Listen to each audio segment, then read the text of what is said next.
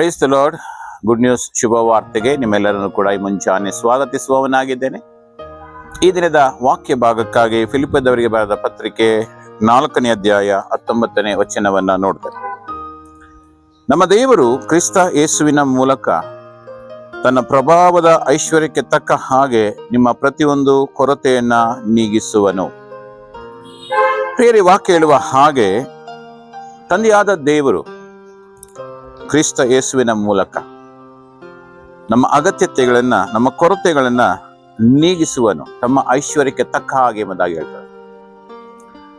ನಮ್ಮ ಎಲ್ಲ ಅವಶ್ಯಕತೆಗಳು ದೇವರಿಗೆ ಗೊತ್ತಿದೆ ಪ್ರಿಯರೇ. ನಮ್ಮ ಆಸೆ ಗೊತ್ತಿದೆ, ನಮ್ಮ ಅಗತ್ಯತೆಗಳು ಗೊತ್ತಿದೆ, ನಮ್ಮ ಕೊರತೆಗಳು ಗೊತ್ತಿದೆ. ನಮ್ಮ ಎಲ್ಲ ಕಾರ್ಯಗಳನ್ನು ಕೂಡ ತಕ್ಕ ಸಮಯದಲ್ಲಿ ಆತನು ನೆರವೇರಿಸುವವನಾಗಿದ್ದ. ಏಕೆಂದರೆ ಆತನಿಗೆ ಕೊರತೆ ಅನ್ನೋದಿಲ್ಲ. ಆತನ ಎಲ್ಲರ ಕೊರತೆಗಳನ್ನು ನೀಗಿಸುವುದಕ್ಕೆ ಶಕ್ತನಾಗಿದ್ದಾನೆ. ಏಕೆಂದ್ರೆ ದೇವರ ವಾಕ್ಯದಲ್ಲಿ ಅನೇಕ ಉದಾಹರಣೆಗಳನ್ನ ನಾವು ನೋಡ್ತೇವೆ. ದೇವರು ಯಾವಾಗ ಕೊಡುವವನಾಗಿದ್ದಾನೋ ಆಗ ಆತನು ಹೆಚ್ಚಿನದಾಗಿ ಕೊಡುವವನಾಗಿದ್ದಾನೆ. ಯೆರೆಮೀಯ 29:11 ನಾವು ನೋಡ್ತೇವೆ, ಗತಿಯಾಗಲಿ ನಿರೀಕ್ಷೆ ಇರಲಿ, ನಾನು ನಿಮ್ಮ ವಿಷಯದಲ್ಲಿ ಮಾಡುವಂತ ಆಲೋಚನೆಗಳು ಅಹಿತದ ಯೋಚನೆಗಳಲ್ಲ, ಹಿತದ ಯೋಚನೆಗಳೆಂಬುದಾಗಿ. ಅಬ್ರಹಾಮನನ್ನು ದೇವರು ಆಶೀರ್ವದಿಸುವಾಗ, ನಾನು ನಿನ್ನನ್ನು ಆಶೀರ್ವದಿಸ್ತೇನೆ, ನಿನ್ನ ಮೂಲಕ ಅನೇಕ ಜನಾಂಗಗಳು ಆಶೀರ್ವಾದ ಹೊಂದುವ ಹಾಗೆ ಮಾಡ್ತೇನೆ ಎಂಬುದಾಗಿ ದೇವರು ಹೇಳಿದ್ದನ್ನು ನಾವು ನೋಡ್ತೇವೆ. ಹೀಗೆ ಪ್ರಿಯರಿ, ವಾಕ್ಯ ಹೇಳುವ ಹಾಗೆ ಕ್ರಿಸ್ತ ಯೇಸುವಿನ ಮೂಲಕ ತನ್ನ ಪ್ರಭಾವದ ಐಶ್ವರ್ಯಕ್ಕೆ ತಕ್ಕ ಹಾಗೆ ನಿಮ್ಮ ಎಲ್ಲ ಕೊರತೆಯನ್ನು ಆತನು ನೀಗಿಸುವನೆಂಬುದಾಗಿ. ಪ್ರಿಯರೇ, ಮುಂಜಾನೆ ಯಾರ್ಯಾರು ಕೊರತೆಗಳಲ್ಲಿದ್ದೀರೋ ದೇವರಿ ಮುಂಜಾನೆ ಸಮಯದಲ್ಲಿ ನಿಮ್ಮ ಕೊರತೆಗಳನ್ನ ನೀಗಿಸುವವನಾಗಿದ್ದಾನೆ ಎಂಬುದಾಗಿ ನಾವು ನಂಬೋಣ.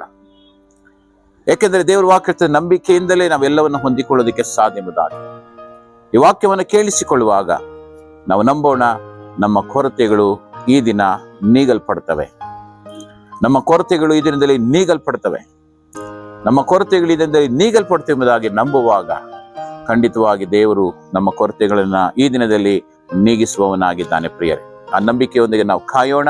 ದೇವರು ತಾನೇ ನಿಮ್ಮ ಕೊರತೆಗಳನ್ನ ನೀಗಿಸಲಿ. ಪ್ರಾರ್ಥನೆ ಮಾಡೋಣ.